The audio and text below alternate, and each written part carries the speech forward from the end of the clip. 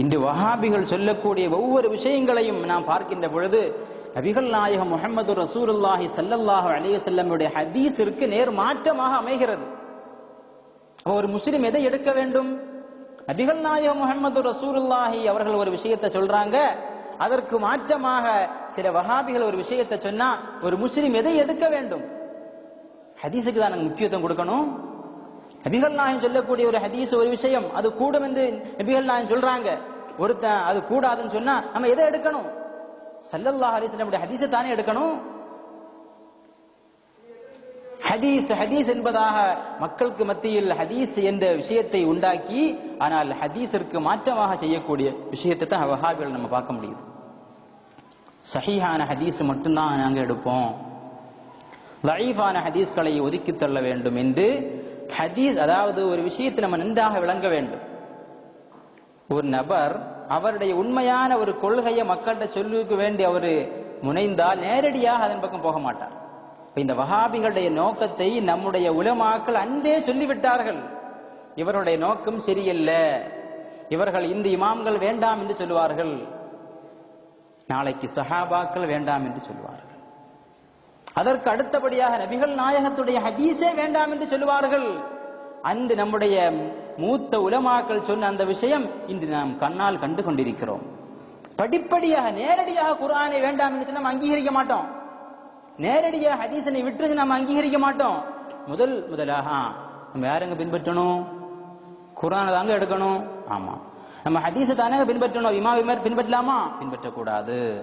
சஹாபாக்களை பின்பற்றலாமா? பின்பற்றக்கூடாது. அப்ப குர்ஆனை பின்பற்று, ஹதீஸை பின்பற்று, இமாம்களை விடு, சஹாபாக்களை விடு. இப்படி முதலில் இமாம்களை ஒதுக்க சொல்லி, அப்போ சில மக்கள் அந்த விஷயத்தில் வழி தவறிவிட்டார்கள், இமாம்கள் வேண்டாம் என்று சொன்னார்கள். கடைசியில் சஹாபாக்களை ஒதுக்கினார்கள். இன்று ஹதீஸை ஒதுக்குவதற்கு ஒரு வழி அவங்க கையாண்டாங்க. என்னது? படிப்படியாக ஹதீஸை ஒதுக்கணும். நேரடியாக ஹதீஸ்ல போன மக்களை ஏற்றுக்கொள்ள மாட்டாங்க.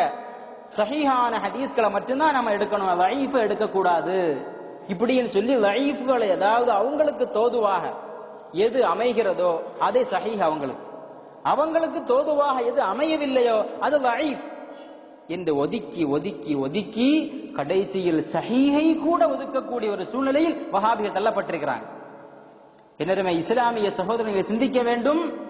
இப்படியே போனால் இது மிகப்பெரிய ஆபத்தான ஒரு சூழ்நிலைக்கு இது சென்றுவிடும்.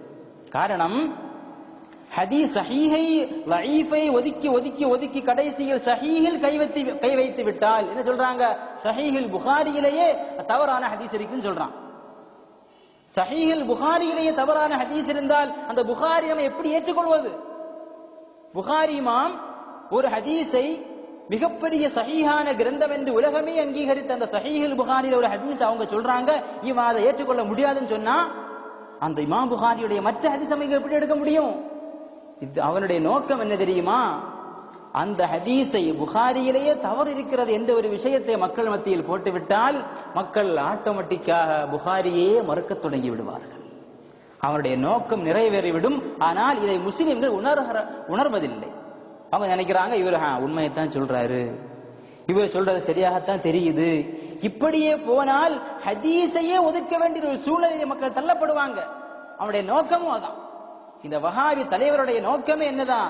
இஸ்லாமை விட்டும் மக்களை முழுவதுமாக அப்புறப்படுத்த வேண்டும். அந்த அப்புறப்படுத்துவதற்கு படிப்படியாக வழிகளை கண்டத்தினார்கள்.